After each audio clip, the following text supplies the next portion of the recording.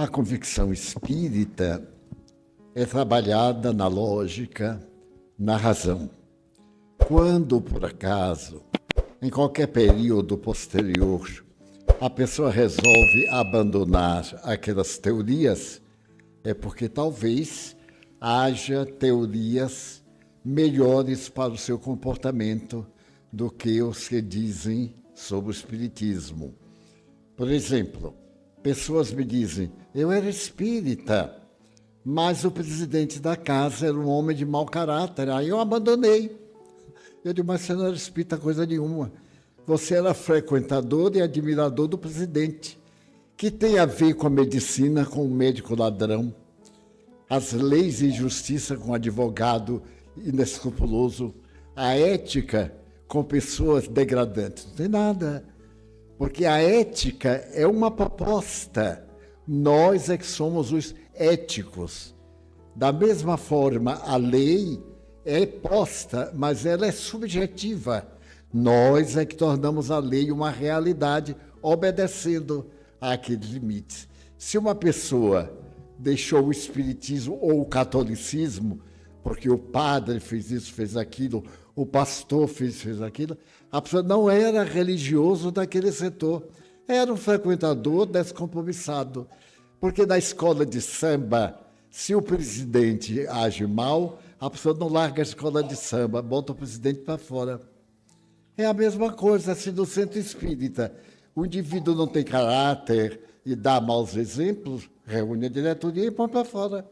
Porque ninguém é obrigado a ser dirigido por incapazes ou pessoas que não têm condições de trabalhar conosco. Então, não é justificativa. Quantas pessoas nós conhecemos a vida inteira e, de repente, descobrimos que elas não são aquilo que pensávamos. E, nada obstante, continuamos amigos. Porque nós não somos amigos do interesse, nós somos amigos da pessoa. Se tratar de uma pessoa que mereça respeito, a gente pode perguntar, fulano, por que você abandonou? Por que você agora não vai mais ao centro? Ah, não vou porque o presidente... Não, eu não estou querendo saber da vida do presidente. Eu quero saber da sua vida. Porque no espiritismo não manda que você siga ninguém. Nós não temos líder, nós não temos graduação. Este aqui é o príncipe dos espíritas, este aqui é o portador de recado. Ele é espírita, é uma palavra apenas. Não tem qualificativo. O substantivo é espírita, define a pessoa que tem convicções do espiritismo. E o mau exemplo, vamos dizer, se Chico Xavier, de repente, aos 90 anos, se casasse e fosse para uma balada e me contasse, eu diria assim, enlouqueceu. Ele tem o direito de enlouquecer, porque não? O espiritismo não impede que nossos neurônios enlouqueçam. Se eu, por exemplo, trouxer algum ato aqui reprochável, o dever dos senhores é me chamar a atenção. Porque eu não sou líder responsável pela alma dos senhores, não, eu sou responsável pela minha alma. A mim foi dada a tarefa de expor e praticar. Agora eu pratico se quiser. Se aquilo que eu exponho me convence, eu me dobro. Mas se não me convence, eu fico nesse mais ou menos. Eu tenho amigos que são frequentadores há 30 anos. E aí te pergunta, então, como vai? Já é espírito? Não, estou meditando. Ele vai terminar de meditar depois de morto. Porque se em 30 anos não meditou o suficiente, é um leviano. Quando o espiritismo chegou às portas, eu parei tudo e fui saber o que é isso. Disseram, tem que ler, tem que conhecer. Porque se eu convido os senhores para uma análise de química, os senhores vão perguntar quais são as substâncias. Eu conheço, por exemplo, o ácido tal, mas não conheço o ácido qual. Qual é a fórmula do ácido sulfúrico, mas também a fórmula da água? Eu tenho que saber o que estou trabalhando. Se eu estou na mediunidade, eu não sou como muitas pessoas que arranjam um pouco de fantasia, se adornam de penas de pavão para mostrar que são importantes. Quer dizer, eu não acredito muito não, mas até que falo para o intermédio. Conversa fiada. Se fala é porque crê. Se não crê, é um farsante. Porque eu não creio numa coisa que faço para os outros. O que é que eu sou? Um farsante. E a gente tem que acabar com a farsa. A gente tem que investigar para poder desmistificar. Eu conheço um caso muito interessante. Eu tenho um amigo que ele nasceu para ser do contra. Vamos dizer que se o sol nascer meia-noite, ele diz assim, não é o sol nem nada, é uma lua nova. Ele é incrível. Se a gente diz assim, olha, mas está chovendo, ele diz, não é chovendo, é uma chuvinha. Ele sempre corrige de qualquer jeito. E então apareceu um médium. E esse médium apareceu, o povo achou que já está fazendo milagre, ele fala muito bem, ele recebe um guia, o guia beija o povo. Eu jamais vi um guia beijar o povo, mas o que o guia quer beijo? Ele não tem sensação, não tem carne.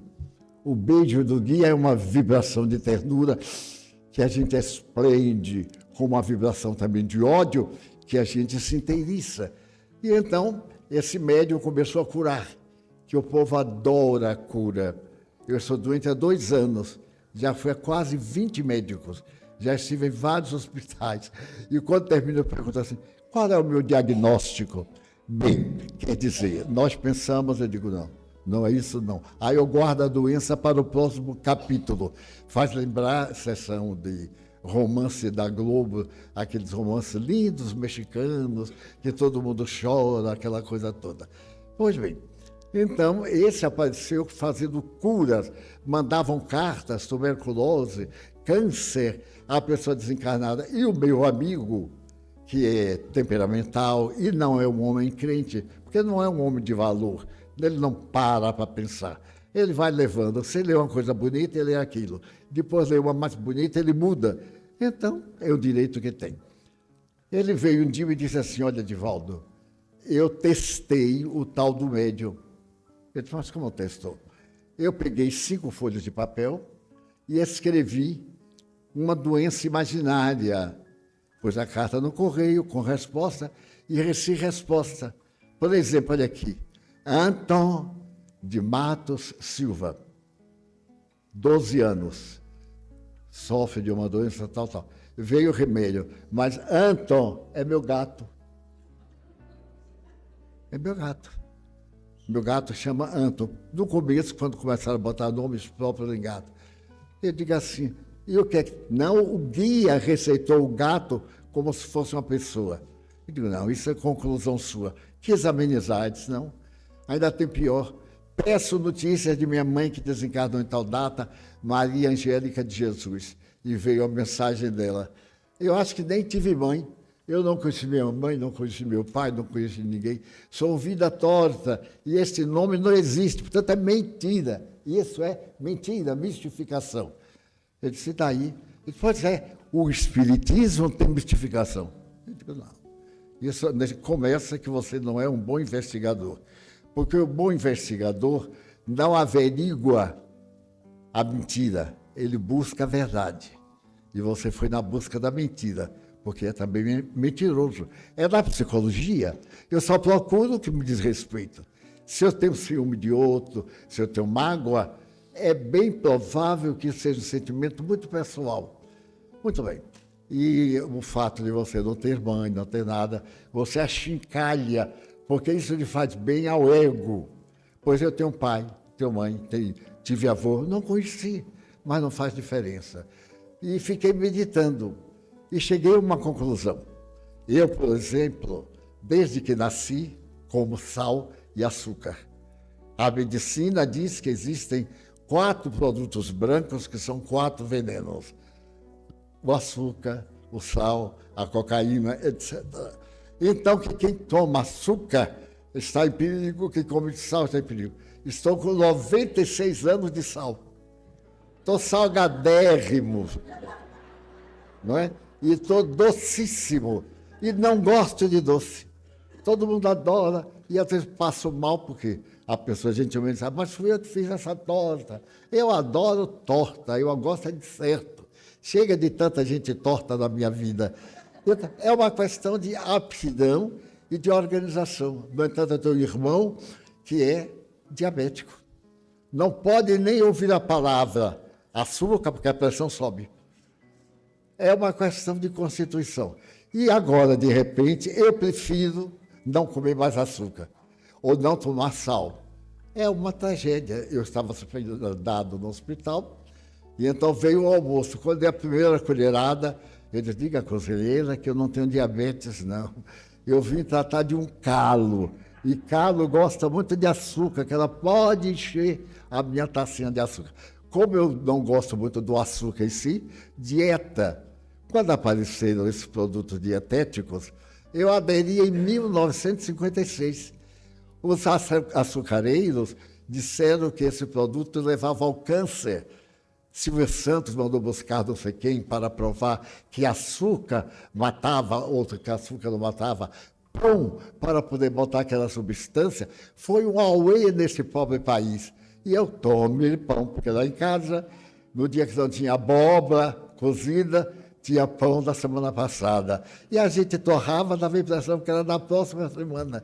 Adoro pão. E então um amigo meu disse assim, se você comer pão, você engorda. Eu digo, mas eu não quero emagrecer. Eu quero estar com um corpinho de toureiro, aquela gracinha, não é? Agora toureiro aposentado. Porque imagina eu com 96 anos e aquela gracinha de corpo. Para quê? Eu pergunto assim, para quê? Olha que corpinho.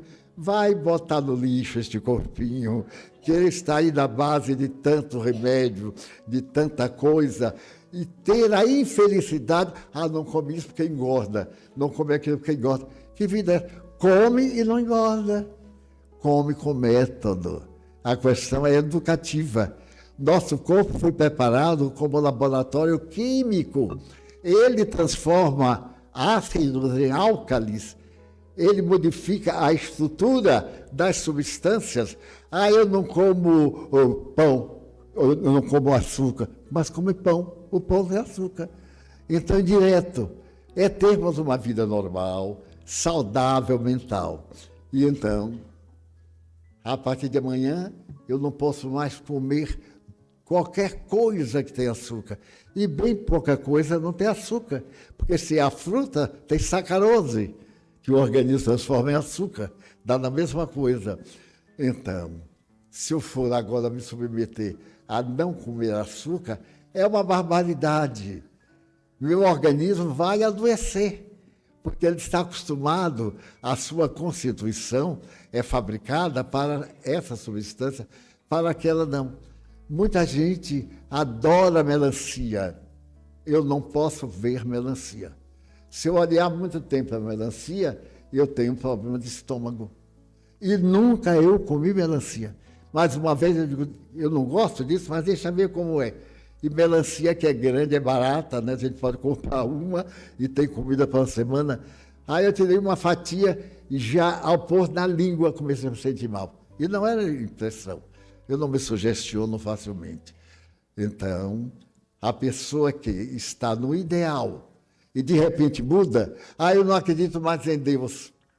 A gente acha graça porque é um idiota. Que diferença faz para Deus se eu acredito ou não nele? Então Deus está chorando porque eu, este filho maravilhoso, a partir de hoje fiquei chateado com ele, porque não mandou minha namorada no horário, então agora eu não creio mais em Deus. E daí Deus assim, fica tranquilo, eu te ponho no inferno uma temporada, depois eu tiro do inferno e ponho em outro lugar. Então nós temos que ser lógicos, não diga nada. Uma pessoa de 30, 40 anos tem bom senso para saber o que fazer da sua vida. Mas se é uma pessoa sensata, que está com uma dificuldade, auxiliamos. Mas não tenhamos essa maneira de corrigir os outros. Há pessoas que estão preocupadas. Eu tenho tanta preocupação com minha tia, ela não é espírita. Deixa a velhota lá, ela está bem. Ela é candomblessida, ótimo. Acredite em alguma coisa. Não fazendo mal a ninguém, ela pode ser feiticeira, pode ser menina do gantuá, do tarancuá, não tem problema nenhum. Agora, a pessoa ter fé e agir mal, isso é ruim. É muito pior do que não crer. Muitos amigos me dizem, eu não creio em Deus. Eu digo, nem eu. Mas, Divaldo, você não crê em Deus? Não. Por que você não crê? Porque eu não entendo.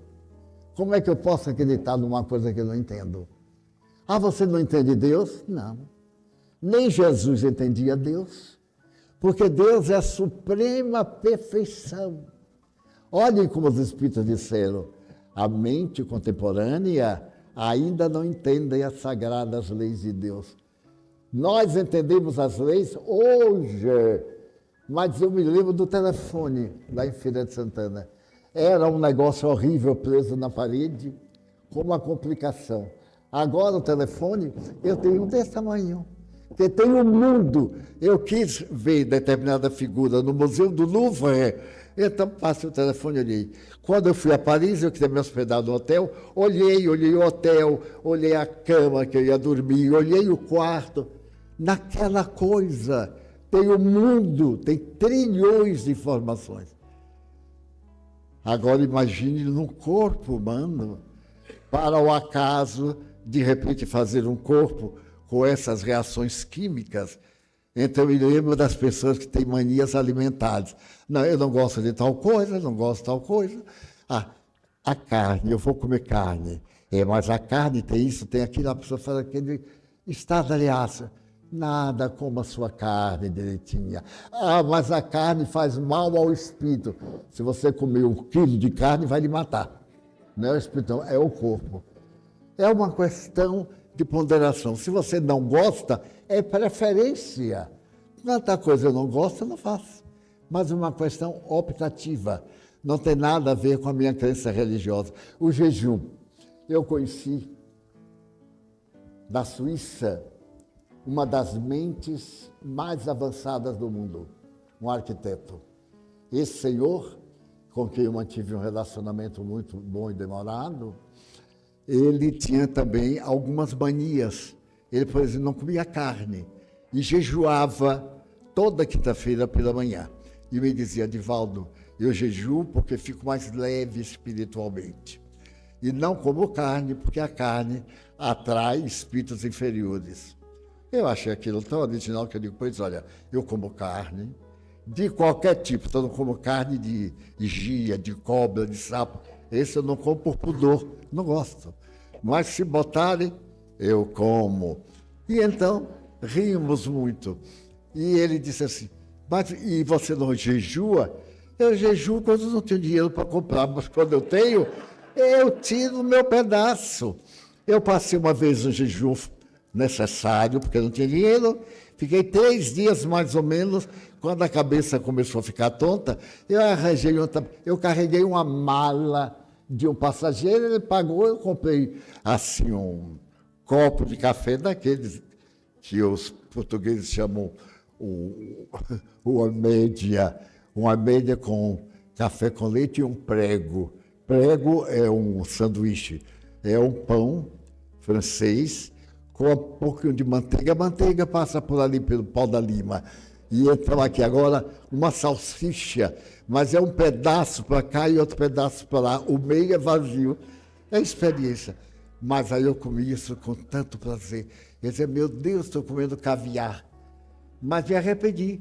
Porque no dia que eu fui comer caviar, eu achei tão ruim que não engoli o primeiro garfo. E então me disseram, você não gosta de caviar? Eu digo, não gosto, não, detesto. Há uma diferença entre não gostar e detestar.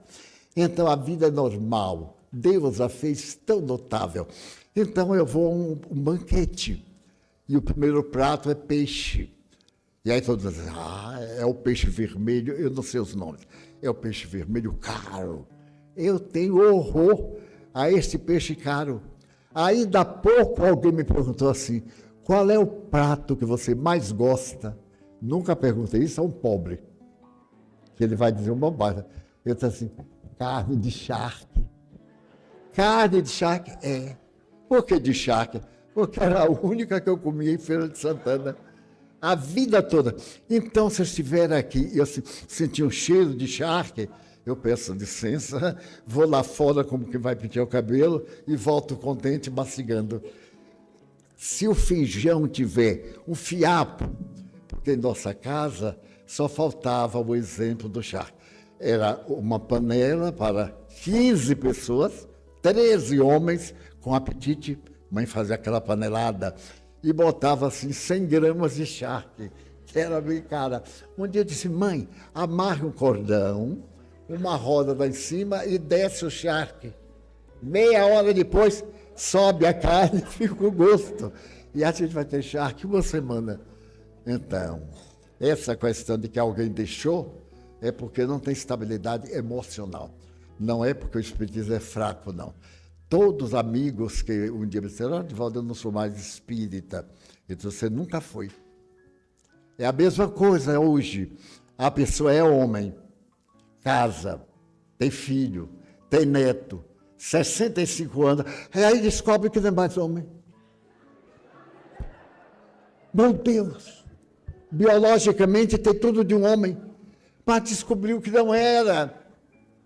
Aí vai fazer uma cirurgia com 65, vai rezar para Deus e se prepare para morrer. Deixar de fantasia, de alucinação. A mulher também era mãe, a esposa bem casada, casou com 5 ou 6. Agora, com 70 anos, ela descobriu que é um rapaz. E aí se veste de rapaz e aparece aquela coisa estranha. Então, às vezes, eu não sei se chamo ela ou ele. Ou que... Às vezes, porque está tão atrapalhado, que eu pergunto assim, como é que eu chamo você? Ah, como você quiser. Eu digo, não, porque como eu quiser, eu quero horrível. Então, eu não chamo. E meu primeiro choque aconteceu na Espanha, por incrível que pareça. Eu fui falar em uma cidade que vive separada da Espanha. E era a primeira vez. Cheguei ao aeroporto, encontrei um rapaz, muito bem vestido, de gravata e tal. Até me senti mal vestido diante dele. Mas como hoje a gente viaja de chinelo, até pode viajar sem viajar, pode fazer o que quiser. Então ele sentou e disse, você gosta de tomar um lanche, um café? Eu disse, gostaria, porque o café do avião eu não tomei, não estava bom para mim. Ele disse, então passa lá, vamos passar na confeitaria do meu marido. Eu parei assim, será que eu ouvi direito? Eu fiquei perturbado, muito perturbado. Eu digo assim, meu Deus, estou precisando fazer um exame auditivo. Não é crítica no sentido de, não é, é uma análise. Ele disse assim, pode ser, mas como foi que você disse? Lá do meu marido. Eu aí calei a boca, não sabia mais o que eu perguntava, se eu chamava ele, ela, vós, nós. E aí eu fiquei, vai ver que eu estou ouvindo mal. É alguma perturbação, é alguma perturbação em espanhol. Mas em espanhol é mi marido, é a mesma coisa, né? Chegamos à cafeteria. E encontrei lá um rapaz, mais jovem um pouco, e ele disse assim, Divaldo, esse é meu marido. E eu olhei bem para o rapaz assim. Muito bem. Prazer. Quer dizer, eu não tinha muito prazer, não, mas vá lá. Prazer. Ele me olhou e disse, ficou surpreso? Eu digo, não, chocado. Porque uma coisa é uma. Não é que eu tenha nada contra nem a favor. É que eu nunca esperei ver ela no corpo de ele, ou ele no corpo dela. Não, eu estou. Olha aqui um companheiro sexual. Agora, um homem, o meu marido, ficou assim tão exótico. Mas bem, 2 dias que eu fiquei na cidade, eu acostumei. Quando foi uma hora, nós estávamos conversando, eu digo, olha, tenha muito cuidado quando me apresentava, você não dizer que eu sou seu marido também. Porque como é que fica, é tão atrapalhado o negócio que uma hora você atrapalha. E uma hora quem se atrapalhou fui eu. Eu disse assim, ela, não, ele, quer dizer, qual é o marido? Aí pronto, todo mundo caiu da risada, achou que eu estava ironizando. Não estava. O indivíduo assume a vontade interior. Nós nascemos com patrimônio. Se eu fui um homem mulherengo, se eu usei a mulher apenas como objeto sexual, sexo para mim é aparelho de natureza genésica. Não é da alma, é do corpo. Quando eu reencarnar, eu reencarno como mulher, para resgatar o mau uso que eu fiz da mulher. Ou vice-versa. Talvez eu haja sido uma mulher, como muitas hoje que vivem do corpo. Como é que uma jovem de 20 anos casa com um senhor de 92, bom, riquíssimo, e diz assim, é o homem da minha vida. Eu disse comigo, e apresse porque ele já está para ir embora, 92 anos, e vai ser um homem breve. Resultado, ele morreu. E eu fiquei interessado em ver para que ele deixou a fortuna. Deixou para uma filha. E ela entrou com o processo e ganhou 200 milhões de dólares. E arranjou um rapaz bem novo para gastar o dinheiro dela. Porque a vida é assim ingrata. Eu exploro esse e aquele explora para mim. Eu tenho esse como meu sustentador e aquele é o meu explorador. As mulheres que vivem do corpo têm os seus apaixonados, gastam tudo com indivíduos que não sentem nada por elas e exploram outros que gostam delas. É a lei. Então, quem comete isso, inverte a situação. Na vinda, tomam a situação. O que fazer? Corrigir. Se quer casar, case. Se quer direitos à herança, se alguém está comigo, trabalha, sofre comigo, tem direito, é claro. Não precisa casar nem nada, é a lei. Foi meu braço direito, foi minha pessoa amiga. A minha sensibilidade, o corpo é masculino, mas a minha sensibilidade é feminina. Há uma razão que me surpreende. Se eu encontrar uma alma que interesse caminhar com a minha alma, é uma bênção. Quantos suicidas, meus amigos? Quantos suicidas? Eles me dizem do além. Eu era estranho em casa, ninguém sabia do meu conflito. Eu casei como Rod Hudson, um grande ator que ganhou o prêmio do Oscar mais de uma vez. Era o homem mais belo da terra. Contracenou várias vezes com Elizabeth Taylor e as maiores atrizes do mundo. Era gay. E então os estúdios contrataram um matrimônio para ele. E ele teve um matrimônio para aparecer ao público. E morreu de AIDS. Quer dizer, a AIDS desmascarou no fim da vida. Para ter AIDS, ele tinha relacionamentos indevidos. Então, nós podemos ter o parceiro que nos aprouver. Casar com uma mulher de 200 anos, ter 40, não importa. O importante é ser feliz. Se eu sinto que eu serei um bom pedreiro, aliás, a Solange falou na prece. Se eu penso em ser pedreiro, eu vou ser pedreiro, mas não um pedreiro comum. Vou ser um pedreiro especial. Se eu vou ser um varredor de rua, aí eu vou ser um varredor de rua, um gari especial. Se eu vou ser um cantor, eu me contrato, ou melhor, me contento em imitar o instrumento, ganhar um dinheirinho, mas vou dar a minha vida. Nós nascemos para ser felizes. Se a pessoa tem uma inclinação para roubar, vamos agora mudar de tese, sai do sexo. E a pessoa foi ladrão e nasce para ser ladrão. Será justo que agora ele continue roubando? Ou ele nasceu ladrão para ser reeducado? Daí a sociedade está indo por um caminho que não corresponde. Não corresponde. Eu ouvi há poucos dias um comentário que me chamou a atenção. Uma representante da República estava acompanhando o desastre de avião. E alguém da técnica disse, vamos esperar a caixa preta, onde estão todos os segredos técnicos, para ver o que é que tinha. Ela disse assim, preta, a caixa preta? Tem que ser a caixa preta. Porque o nome da caixa é preta. Mas agora dizer que é preto, fulano é preto. Olá, você que é preto. Ave Maria, está desonrando a pessoa. Pois aqui, de vez em quando eu tropeço, porque eu tenho meus filhos, os que eram pretos e que são pretos, chamava negão, neguinho. Os brancos, amarelo, branquela, sem nada a ver, carinhosamente. Mas nós, então, enchemos a cabeça de vazio existencial.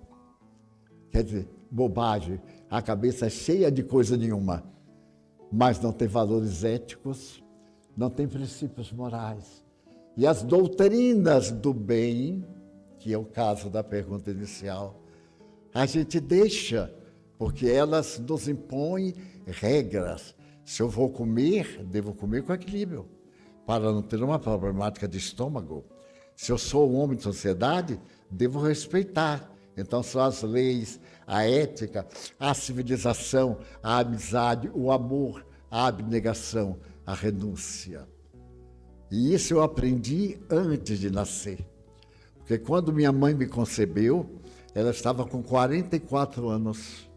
E meu irmão estava com 5 anos. Foi um acaso. Eu cheguei atrasado porque perdi a direção. E então ela ficou grávida com 44, 45 anos. E o médico, já naquele tempo, 1926, disse a ela: dona Ana, a senhora não pode ter este filho. A senhora já teve 15 partos, 12 vivos e 3 abortos. Então, vamos interromper. Ela disse: por quê? Porque a senhora está muito fraquinha, tem uma família enorme para cuidar. Se a senhora tiver este filho, ele vai lhe matar. Ela disse: então a culpa é de Deus, que me deu uma coisa que eu não posso ter. Eu não posso lutar contra Deus, já que Ele mandou, eu vou aceitar meu filho. Mas, dona Ana, a senhora vai morrer. Ela disse: antes eu morrer do que matar. Eu nasci. Ainda cheguei uma semana antes, apressado, para não perder a deixa. Conheci o médico que decretou a minha morte. Fui médium do filho dele, que esteve com uma obsessão tremenda. Sou amigo íntimo do neto dele.